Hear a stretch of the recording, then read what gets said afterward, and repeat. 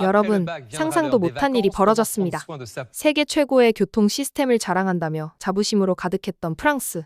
그런데 프랑스 의회를 발칵 뒤집어 놓은 충격적인 보고서가 공개된 겁니다. 그 보고서를 쓴 건 프랑스의 한 교통 전문가였습니다. 그는 한국에 도착하자마자 지금껏 믿고 있던 모든 게 완전히 틀렸다는 사실을 깨달았다고 고백했습니다. 나는 한국에 와서 완전히 다른 세상과 마주했다. 그의 이 한마디에 프랑스 언론과 의회, 심지어 유럽 전역까지 충격에 빠졌습니다.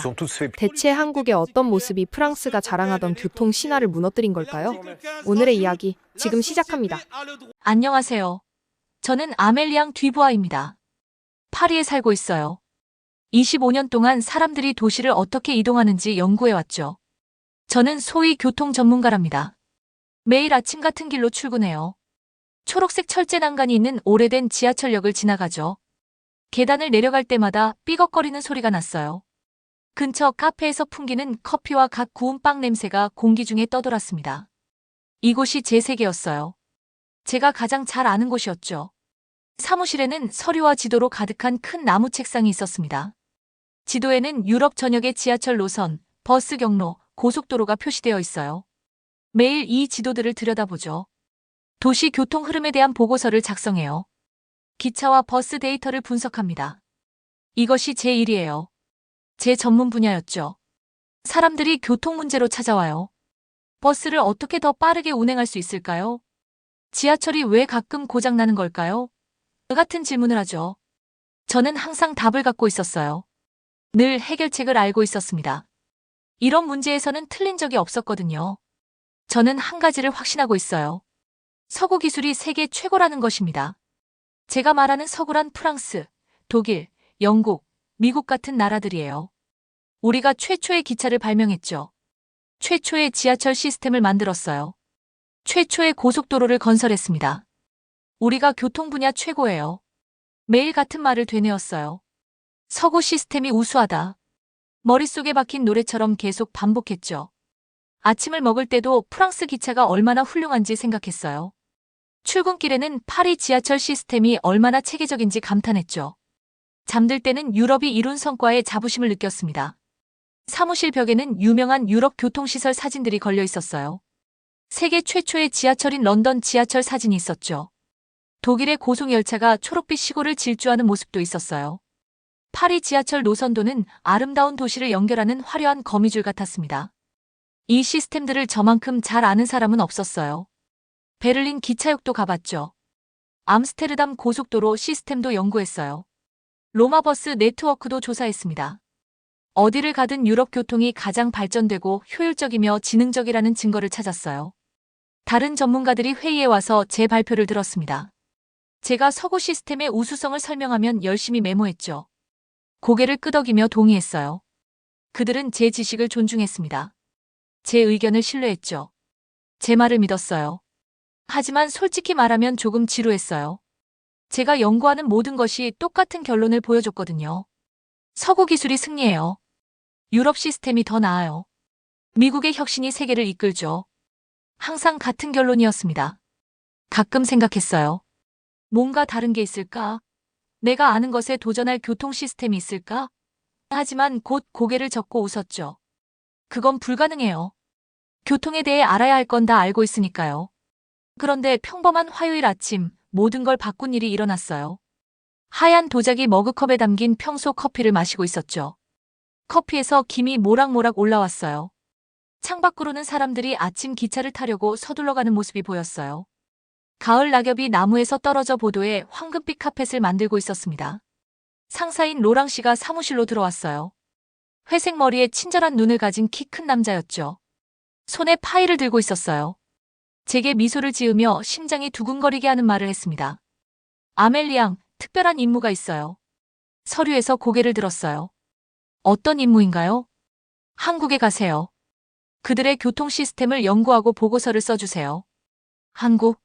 커피를 쏟을 뻔했어요. 한국은 아시아의 작은 나라였죠. 거기서 저를 흥미롭게 할 게 뭐가 있을까요? 유럽이나 미국에서 보지 못한 걸 보여줄 수 있을까요? 당황스러운 마음을 숨기려 했어요. 물론입니다, 로랑 씨. 그런데 왜 한국인가요? 그들 시스템에 대한 흥미로운 보고가 몇 개 있었어요. 한번 살펴보고 전문가 의견을 주세요. 그가 사무실을 나간 후 의자에 기대어 천장을 바라봤어요. 한국에 대해 진지하게 생각해 본 적이 없었어요. 작은 박물관을 방문하는 것 같을 거라고 상상했죠. 몇 시간 정도는 흥미로워도 세계에 대한 제 이해를 바꿀 만한 건 아니겠다고 생각했어요. 그날 저녁 짐을 싸기 시작했어요. 가장 좋은 정장들을 접어서 여행 가방에 넣었어요.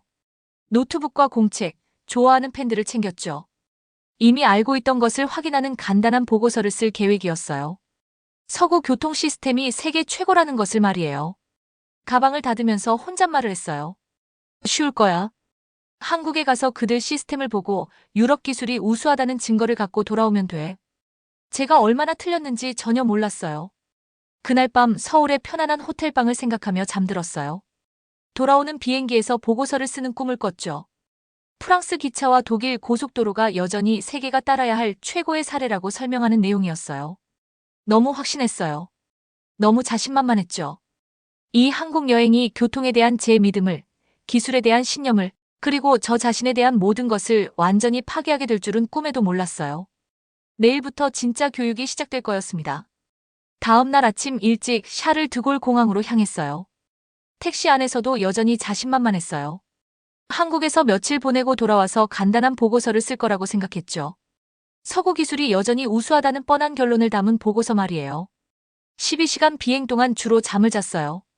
가끔 깨어서는 기내 잡지를 읽거나 창밖을 바라봤죠. 한국에 대해 아는 게 별로 없다는 걸 깨달았어요. 작은 나라, 빠른 발전, 그 정도였어요. 특별할 건 없을 거라고 확신했습니다. 비행기가 서울 인천국제공항에 착륙했어요. 긴 비행으로 지쳐 있었죠. 눈이 무겁고 오랜 시간 앉아 있어서 등이 아팠어요. 평범한 아시아 공항을 예상했어요. 조금 붐비고 유럽 공항만큼 체계적이지 않을 거라고 생각했죠. 완전히 틀렸더군요. 비행기에서 내리자마자 첫 번째로 느낀 건 모든 게 얼마나 깨끗한지였어요. 바닥이 너무 반짝여서 제 모습이 비쳐 보였어요. 거울 위를 걷는 것 같았죠. 벽은 흠집 하나, 더러움 하나 없이 완벽한 흰색이었습니다. 천장이 높고 밝았어요. 부드러운 조명이 모든 걸 평온하고 평화롭게 만들었죠. 하지만 그건 시작일 뿐이었어요. 표지판을 따라 입국 심사장으로 향했어요. 모든 표지판이 완벽하게 명확했어요. 한국어, 영어, 중국어, 일본어로 쓰여 있었죠. 글자가 크고 읽기 쉬웠어요. 디지털 화면에서 제가 가야 할 곳을 정확히 보여줬습니다. 아이라도 길을 찾을 수 있을 만큼 모든 게 체계적이었어요. 입국 심사대에서 2분 정도 기다렸어요. 고작 2분이에요. 파리에서는 보통 20분은 기다리거든요. 입국 심사관이 정중하고 효율적이었어요. 여권을 확인하고 미소를 지으며 한국에 온 걸 환영한다고 했어요. 전 과정이 파리 단골 카페에서 커피 주문하는 것보다 빨랐어요. 그 다음 짐을 찾으러 갔어요. 수화물 찾는 곳도 깨끗했어요. 컨베이어 벨트가 부드럽고 조용하게 움직였어요. 유럽 공항에서 듣던 시끄러운 마찰음이 없었어요. 제 가방이 빨리 나왔고 별 문제 없이 찾을 수 있었어요. 하지만 정말 충격을 받은 건 이때부터였어요. 공항을 걸어다니며 불가능해 보이는 것들을 발견하기 시작했어요. 바닥이 너무 깨끗해서 쓰레기 하나를 찾을 수 없었어요. 하나도요. 주에 깊게 살펴봤어요. 담배꽁초도 없고 음식 포장지도 없고 커피컵도 없었어요. 아무것도 없었어요. 파리 공항에는 청소 직원들이 하루 종일 일해도 항상 쓰레기가 흩어져 있거든요. 디지털 안내판이 곳곳에 있었어요. 항공편 시간, 날씨, 뉴스, 길 안내를 보여줬죠. 하지만 평범한 화면이 아니었어요. 고화질 텔레비전을 보는 것처럼 화질이 완벽했어요. 정보가 실시간으로 업데이트됐어요. 다음 연결편이 언제인지, 어느 게이트로 가야 하는지, 심지어 밖 날씨까지 정확히 볼 수 있었어요. 이때부터 혼란스러워지기 시작했어요. 런던, 프랑크푸르트, 뉴욕, 로마 공항을 가본 적이 있어요. 모두 좋은 공항이었어요. 잘 돌아가더군요. 하지만 이 한국 공항은 달랐어요. 모든 게 완벽하게 작동하는 것 같았어요. 제가 익숙한 곳보다 더 깨끗하고 빠르고 체계적이었어요. 스스로에게 설명하려고 노력했어요. 이건 그냥 보여주기용일 거야 라고 생각했어요. 오늘 외국 방문객이 온다는 걸 알고 특별히 더 청소해놨을 거야. 하지만 마음 깊은 곳에서는 자신감에 작은 금이 가는 걸 느꼈어요. 출구로 걸어가면서 어린아이를 동반한 가족들이 쉽게 움직이는 걸 봤어요. 노인분들이 혼란 없이 공항을 이용하고 있었어요. 출장객들이 스트레스 받지 않고 빠르게 걸어가고 있었어요. 모든 사람이 자신이 어디로 가야 하는지 정확히 아는 것 같았어요. 공항이 잘 돌아가는 기계처럼 느껴졌어요. 모든 부분이 부드럽게 함께 작동했어요. 온도가 완벽했어요. 너무 덥지도 차갑지도 않았어요. 공기가 신선하고 깨끗했어요. 조명이 밝으면서도 눈이 아프지 않았어요. 심지어 소리도 달랐어요. 제가 익숙한 시끄러운 안내방송과 기계 소음 대신 모든 게 조용하고 평화로웠어요. 어떻게 이런 게 가능하지? 하고 궁금해지기 시작했어요. 마침내 출구에 도착했을 때 한국인 가이드를 만났어요. 이름은 한설인이었어요. 친근한 미소와 밝은 눈을 가진 젊은 여성이었어요. 한국교통혁신연구소에서 일한다고 했어요. 함께 온 사람은 올리버 웰스였어요. 몇 년째 한국에 살고 있는 영국인 컨설턴트였어요. 설인이 살짝 인사하며 한국에 온 걸 환영한다고 했어요. 영어가 완벽했어요. 올리버가 악수하며 저를 더욱 궁금하게 만드는 말을 했어요. 아멜리앙, 오늘 이 공항에서 본 것은 시작일 뿐입니다. 한국이 일상 교통을 위해 만든 것들을 보면 더 놀랄 겁니다. 심장이 조금 빨리 뛰는 걸 느꼈어요. 출구로 걸어가면서 공항을 마지막으로 둘러봤어요. 모든 게 여전히 완벽했어요. 모든 게 여전히 깨끗했어요. 모든 게 여전히 부드럽게 돌아가고 있었어요. 25년 만에 처음으로 세상에 대해 알고 있다고 생각한 것들을 의심하기 시작했어요. 정말 어쩌면 한국에 제가 본 적 없는 뭔가가 있을지도 모르겠어요. 서구 기술이 최고라는 제 믿음에 도전할 수 있는 뭔가가 있을지도 모르겠어요. 곧 알게 될 거였어요. 다음 날 아침 설인과 올리버가 무인 지하철 시스템이라는 걸 경험해보자고 했어요. 무엇을 보게 될지 전혀 몰랐죠. 지하철역으로 내려가는 계단을 걸었어요. 즉시 파리 지하철과 얼마나 다른지 느꼈어요. 역이 밝고 통풍이 잘 됐어요. 깨끗한 하얀 타일이 바닥부터 천장까지 벽을 덮고 있었어요. 바닥은 LED 조명 아래 반짝이는 매끄러운 회색 돌로 되어 있었습니다. 모든 게 어제 지어진 것 같았어요. 하지만 가장 이상한 건 얼마나 조용한지였어요. 파리에서는 지하철역이 항상 소음으로 가득해요. 기차가 끼익거리고 사람들이 크게 떠들고 안내방송이 벽에 메아리 쳐요. 여기서는 제 발소리가 또렷하게 들렸어요. 사람들이 작은 목소리로 말했어요. 지하철역보다는 도서관을 걷는 느낌이었어요. 설인이 벽에 있는 디지털 화면을 가리켰어요. 화면에 다음 기차가 언제 도착할지 정확히 나와 있었어요. 다음 기차 2분 30초 후 도착이라고 표시되어 있었죠. 그러더니 카운트다운이 시작됐어요. 2분 29초, 2분 28초. 이렇게 정확한 건 본 적이 없었어요. 파리에서는 표지판에 다음 기차 3분 후라고 나와도 실제로는 2분에서 5분 사이예요.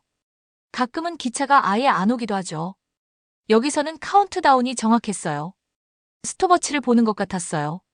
올리버가 작은 미소를 지으며 저를 바라봤어요. 아멜리앙, 이 지하철에는 사람 운전사가 없습니다. 웃음이 터질 뻔했어요. 운전사가 없다고요? 진심인가요? 운전사 없이 기차가 어떻게 안전하게 운행되나요? 하고 물었어요. 누군가 대답하기 전에 이상한 소리를 들었어요. 사실 아무 소리도 들리지 않았어요. 기차가 다가오고 있었는데 소음이 없었어요. 파리에서는 지하철 소리가 멀리서부터 들려요.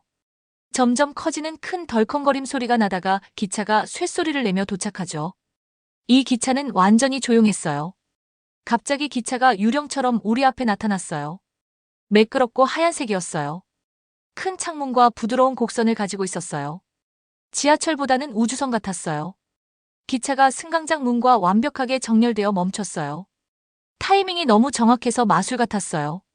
문이 부드러운 쉬익 소리와 함께 열렸어요. 파리에서 듣던 큰 쾅 소리가 아니었어요. 사람들이 질서 있게 기차에서 내리고 탔어요. 밀지도 떠밀지도 서두르지도 않았어요. 모든 사람이 정교하게 짜인 춤의 일부인 것 같았어요. 기차 안으로 들어갔어요. 내부가 완벽하게 깨끗했어요. 좌석이 편안하고 부드러운 파란 천으로 덮여 있었어요.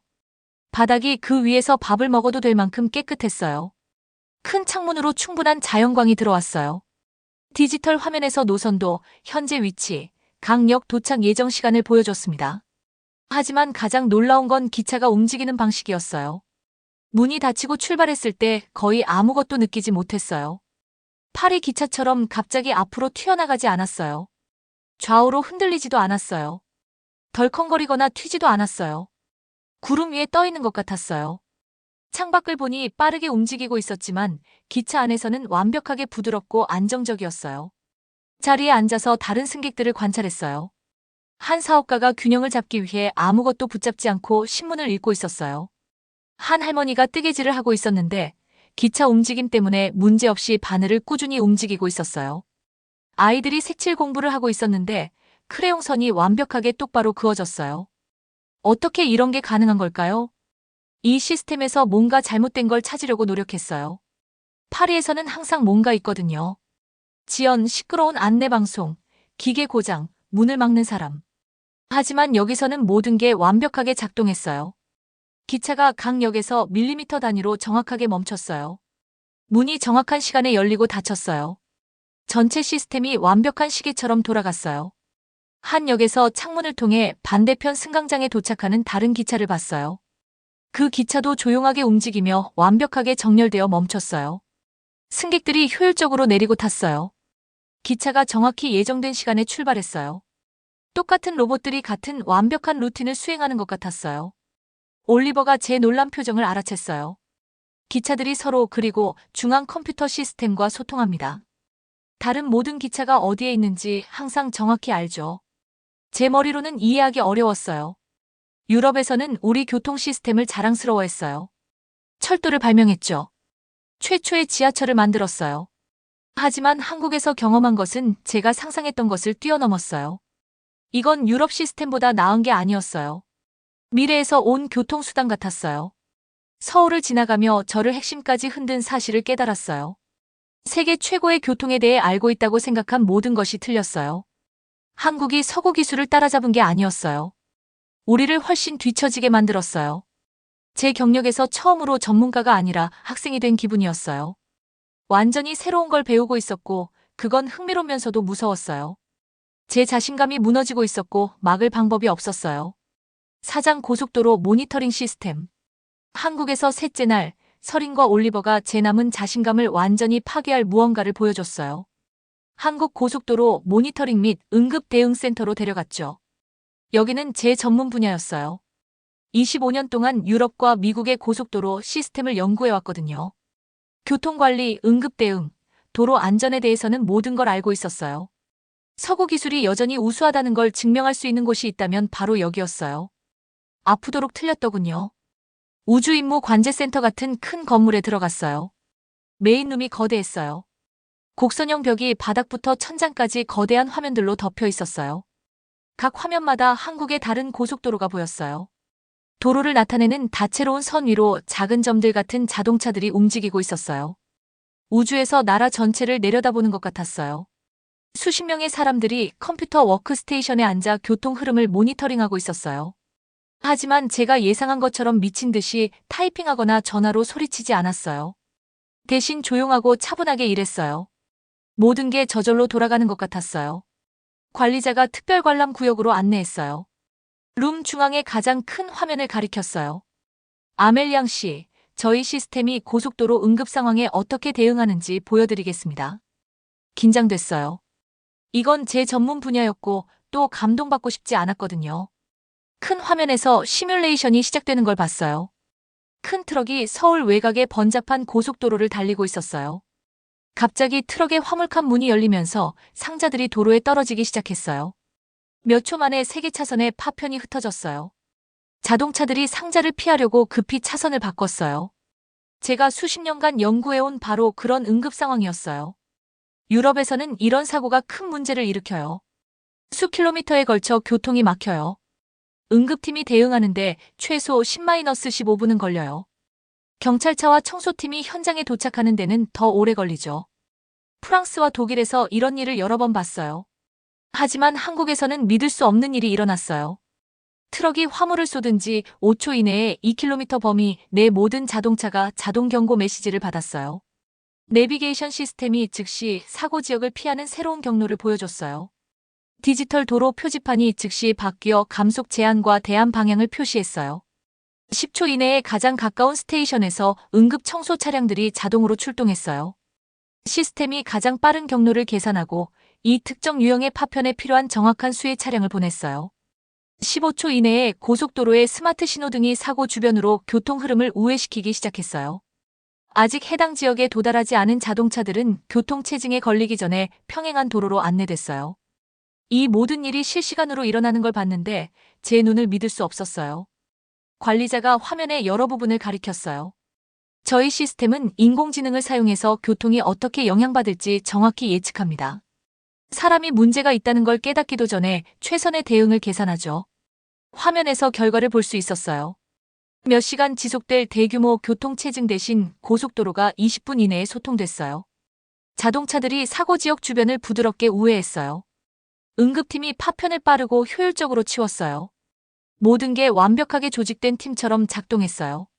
하지만 가장 충격적인 부분은 따로 있었어요. 관리자가 다른 화면의 통계를 보여줬어요. 아멜리앙 씨, 저희 시스템은 기존 방법 대비 고속도로 사고를 78% 줄입니다. 응급 대응 시간은 85% 개선됐어요. 사고로 인한 교통 지연은 92% 감소했습니다. 손이 떨리기 시작했어요. 이런 수치는 불가능했어요. 프랑스에서는 고속도로 관리 시스템을 자랑스러워했어요. 세계 최고 수준이라고 생각했거든요. 하지만 우리 사고 감소율은 고작 15% 정도였어요. 응급 대응 시간은 보통 12-20분이었어요. 한국은 공상과학 같은 걸 달성했어요. 파리에서 제가 앉아있던 모든 교통체증을 생각했어요. 빨리 처리할 수 있었던 단순한 사고 때문에 낭비한 시간들. 응급팀 대응이 늦어서 중요한 회의를 놓친 사람들. 이런 기술이 있었다면 그 모든 고통을 예방할 수 있었을 거예요. 관리자가 시연을 계속했어요. 시스템이 어떻게 날씨 조건을 모니터링하고 과거 데이터를 바탕으로 교통 패턴을 예측하고 심지어 개별 자동차가 완전히 고장나기 전에 기계적 문제를 감지하는지 보여줬어요. 그리고 톨게이트 시스템도 보여줬어요. 하이패스라고 부르는 무정차 통행 시스템이었어요. 자동차가 속도를 줄이지 않고 그냥 지나가기만 하면 자동으로 통행료가 결제됐어요. 프랑스에서는 톨게이트마다 멈춰서 카드를 넣거나 현금을 내야 하는데 여기서는 전혀 멈추지 않았어요. 교통 흐름이 끊기지 않으니 정체도 없었어요. 고속도로 관리에 대해 알고 있다고 생각한 모든 게 갑자기 구식이 되어버렸어요. 관제센터를 나올 때 어지럽고 혼란스러웠어요. 다리에 힘이 빠져서 몇 시간 뛴 것 같았어요. 건물 밖 벤치에 앉아서 손으로 머리를 감쌌어요. 25년 동안 한국이 만든 것에 비하면 원시적인 교통 시스템을 연구하고 있었어요. 제가 쓴 모든 보고서들, 유럽의 우수성에 대해 자신있게 발표했던 모든 회의들, 서구 기술이 최고라고 말했던 모든 순간들, 그 모든 순간들이 이제 부끄럽고 틀렸다고 느껴졌어요. 그날 밤 호텔방에서 노트북을 열고 빈 화면을 바라봤어요. 한국 교통 시스템에 대한 보고서를 써야 했어요. 하지만 뭐라고 말할 수 있을까요? 우리가 알고 있다고 생각한 모든 게 구식이라는 걸 파리에 있는 상사에게 어떻게 설명할 수 있을까요? 제가 전혀 전문가가 아니라는 걸 마침내 이해했어요. 그냥 구식 교과서로 공부한 학생이었어요. 한국이 서구를 따라잡은 게 아니었어요. 우리가 주의도 기울이지 않는 사이에 한국이 우리를 훨씬 앞서갔어요. 그리고 내일이 마지막 날이었어요. 또 어떤 불가능한 것들을 보여줄까요? 한국에서의 마지막 날, 제 마음과 생각 속 모든 게 바뀌었어요. 호텔방에서 일찍 일어나 창밖 서울을 바라봤어요. 도시도 깨어나고 있었어요. 사람들이 이제 유럽 어느 곳보다 잘 작동한다는 걸 알게 된 지하철역으로 걸어가고 있었어요. 자동차들이 미국 어느 곳보다 첨단 시스템으로 관리된다는 걸 이해하게 된 고속도로를 달리고 있었어요. 보이는 모든 게 제가 얼마나 틀렸었는지 상기시켜줬어요. 그날 아침 한국 교통 전문가들과 마지막 회의가 있었어요. 회의실로 들어갈 때 전에 느껴본 적 없는 방식으로 긴장됐어요. 이제 단순한 예의상 만남이 아니었어요. 이 사람들이 제가 모르는 것들을 안다는 걸 보여줬거든요. 회의실은 제가 경험한 놀라운 시스템들을 만든 엔지니어, 기획자, 설계자들로 가득했어요. 그들의 작업에 대해 어떻게 생각하는지 듣기를 기다리며 친절한 눈으로 저를 바라봤어요. 제 경력에서 처음으로 선생이 아니라 학생이 된 기분이었어요. 천천히 일어섰어요. 심장이 빠르게 뛰었어요. 저를 바라보는 모든 얼굴들을 둘러봤어요. 그리고 평생 할 거라고 생각지 못했던 말을 했어요. 신사숙녀 여러분, 한국은 유럽이나 미국 어느 곳보다 효율적이고 안전하며 혁신적인 교통 시스템을 갖고 있습니다. 서구 국가들이 한국에서 배워야 합니다. 회의실이 완전히 조용해졌어요. 에어컨의 부드러운 웅웅거림과 밖에서 들리는 먼 교통소음이 들렸어요. 모든 사람이 놀란 표정으로 저를 바라보고 있었어요. 25년 동안 믿어온 모든 것이 틀렸다고 막 인정한 거였어요. 하지만 부끄럽기보다는 안도감이 들었어요. 진실을 말하는 게 기분 좋았어요. 회의 후 서린이 공항까지 배웅해줬어요. 택시를 타고 가면서 창밖으로 지나가는 서울을 봤어요. 깨끗한 지하철역들, 효율적인 버스 정류장들, 정확한 시간에 바뀌는 스마트 신호등들을 봤어요. 모든 게 아름다운 교향곡처럼 함께 작동했어요. 서린이 미소를 지었어요. 아멜리앙 씨, 보신 것에 대해 솔직하게 말씀해 주셔서 감사합니다. 용기가 필요한 일이었어요. 용기. 실수를 인정하는 것을 용기라고 생각해 본 적이 없었어요. 유럽에서는 전문가들이 항상 옳아야 했어요. 모든 답을 갖고 있어야 했죠. 하지만 어쩌면 용감하다는 건 더 나은 걸 발견했을 때 마음을 바꿀 의지가 있다는 뜻일지도 모르겠어요. 공항에서 올리버가 작별악수를 했어요. 아멜리앙, 5년 전 제가 처음 한국에 왔을 때 지금 당신과 똑같이 느꼈습니다. 한국은 무엇이 가능한지에 대한 생각을 바꿔놓아요. 서울에서 이륙한 비행기 안에서 작은 창문에 얼굴을 대고 아래로 점점 작아지는 도시 불빛들을 바라봤어요. 그 불빛들은 사람을 우선시하는 기술로 삶이 나아진 수백만 명의 사람들을 나타냈어요. 한국은 더 나은 기차와 고속도로만 만든 게 아니었어요. 미래에 대해 생각하는 더 나은 방법을 만들었어요. 파리로 돌아가는 긴 비행 동안 배운 것에 대해 생각할 시간이 많았어요. 한국에서 겸손을 배웠어요. 전문가라는 건 모든 걸 안다는 뜻이 아니라는 걸 발견했어요. 항상 새로운 걸 배울 준비가 되어 있다는 뜻이었어요. 한국에서 사람을 위한 기술이 정말 무엇인지 봤어요. 제가 경험한 모든 시스템이 평범한 사람들의 삶을 더 쉽고 안전하고 편안하게 만들도록 설계되어 있었어요. 조용한 기차, 즉시 응급 대응, 완벽하게 깨끗한 공항들. 모든 게 엔지니어들이 얼마나 똑똑한지 과시하려고가 아니라 인간의 필요를 충족시키려고 만들어진 거였어요. 한국에서 열린 마음이 미래를 창조한다는 걸 발견했어요. 이미 모든 걸 안다고 믿으면 더 나은 해결책 찾기를 멈춰요. 하지만 틀렸을 수도 있다고 인정하면 앞에 놀라운 가능성들이 열려요. 파리에 돌아왔을 때 우리 지하철 시스템을 완전히 다른 눈으로 봤어요. 항상 정상이라고 받아들였던 지연들을 알아챘어요. 전에 의문을 품지 않았던 시끄러운 소음들을 들었어요. 항상 무시했던 비효율성들을 봤어요. 더 나은 해결책이 가능하다는 걸 이제 알았어요. 실제로 작동하는 걸 봤거든요. 다음 주에 보고서를 쓰기 시작했어요. 하지만 계획했던 보고서가 아니었어요. 서구 기술이 우수하다고 증명하는 대신 유럽이 한국에서 무엇을 배울 수 있는지에 대해 썼어요. 프랑스 교통 당국자들이 직접 한국을 방문해서 이런 혁신들을 보라고 권했어요. 몇몇 동료들이 충격을 받았어요. 틀린 적이 없는 전문가 아멜리앙 듀부아가 이제 아시아 국가가 유럽 기술을 뛰어넘었다고 말한다는 걸 믿을 수 없었어요. 하지만 그들이 뭐라고 생각하든 상관없었어요. 진실이 중요했어요. 혹시 여러분도 믿고 있던 모든 게 뒤바뀐 순간이 있었을까요?